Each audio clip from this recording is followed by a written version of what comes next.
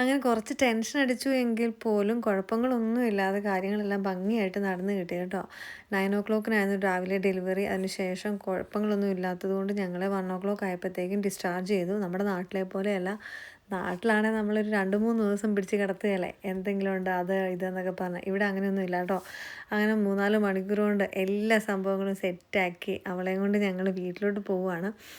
അപ്പോൾ ഡെലിവറി സ്യൂട്ടിൽ പിള്ളേരെ കയറ്റത്തില്ലാത്തതുകൊണ്ട് ടുട്ടുമോൾ ഒരു ഫ്രണ്ടിൻ്റെ വീട്ടിലാക്കിയിട്ടാണ് പോകുന്നത്. അപ്പം എന്നെ റൂമിലോട്ട് ഡെലിവറിക്ക് ശേഷം മാറ്റിയതിന് ശേഷം ജിനു പോയി അവളെ പിക്ക് ചെയ്തുകൊണ്ട് വരുവാണ് ചെയ്തത്. ഭയങ്കര എക്സൈറ്റ്മെൻറ്റിലായിരുന്നു അവൾ. അത് നേരത്തെ വീഡിയോയിൽ കണ്ടല്ലോ അല്ലേ, ഒരു ബിഗ് സിസ്റ്റർ ആയതിൻ്റെ എല്ലാ എന്താ പറയുക, ആ ഒരു ഹാപ്പിനെസ്സും എക്സൈറ്റ്മെൻറ്റും മാച്യൂരിറ്റിയും എല്ലാം അവൾ കാണിക്കുന്നുണ്ടായിരുന്നു. അവൾക്ക് സ്വർഗം കിട്ടിയ ഒരു പ്രതീതിയായിരുന്നു. ഞാൻ ഇത്രയ്ക്കും ഒരു എക്സൈറ്റ്മെൻറ്റും സന്തോഷവും മോൾക്ക് ഉണ്ടാവുമെന്ന് ഒട്ടും പ്രതീക്ഷിച്ചില്ല കേട്ടോ.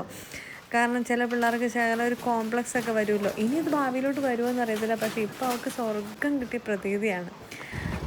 പിന്നെ ഈ കാർ സീറ്റ് ഉണ്ടോ, ഇതുണ്ടെങ്കിൽ പിള്ളേരെ ഡിസ്ചാർജ് ചെയ്ത് തരുള്ളൂ. ഇതിലാണ് തന്നു വിടുന്നത്. കാരണം പിള്ളേരുടെ സേഫ്റ്റിക്ക് ഇവിടെ ഭയങ്കര ഇമ്പോർട്ടൻസ് ആട്ടോ. പിള്ളേരുടെ മാത്രമല്ല, നമ്മൾ വലിയവരുടെ ആയാലും സീറ്റ് ബെൽറ്റ് ഇടാതെയോ പ്രോപ്പറായിട്ട് ഇതൊന്നും ഇല്ലാതെയൊക്കെ ഡ്രൈവ് ചെയ്യുകയും ട്രാവൽ ചെയ്യുകയും ചെയ്താൽ നല്ല ഫൈൻ കിട്ടുമേ. സോ അതുകൊണ്ട് തന്നെ എല്ലാ കാര്യങ്ങളും സെറ്റാക്കിയിട്ട് വേണം നമ്മൾ ഡെലിവറിക്ക് പോകാനും ഡിസ്ചാർജ് വാങ്ങാനും.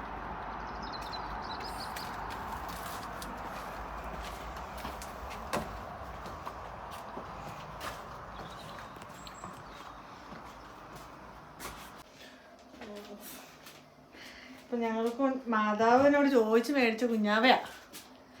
അവളെ മാതാവിനെ കൊണ്ട് കാണിക്കട്ടെ ആദ്യം. ഞങ്ങളുടെ ജീവിതത്തിൽ ഏത് കാര്യമാണല്ലോ അത് സ്റ്റാർട്ട് ചെയ്യുന്നതും അവസാനിക്കുന്നതും പ്രാർത്ഥനയില്ല കേട്ടോ. പ്രാർത്ഥനയിൽ തുടങ്ങി ഒരു നന്ദിയിൽ അവസാനിക്കുന്നതാണ് ഞങ്ങളുടെ ജീവിതം. അതിന് ഒരുപാട് ഉദാഹരണങ്ങളുണ്ട് ഞങ്ങൾക്ക് ദൈവം തന്ന അനുഗ്രഹത്തിൽ. ഇത് ഇപ്പം അതുകൊണ്ട് തന്നെ നമ്മൾ ആദ്യം കാണേണ്ടത് ഈ തിരിച്ച് ഒരു പ്രാർത്ഥന മുറിയാണ് കുട്ടി.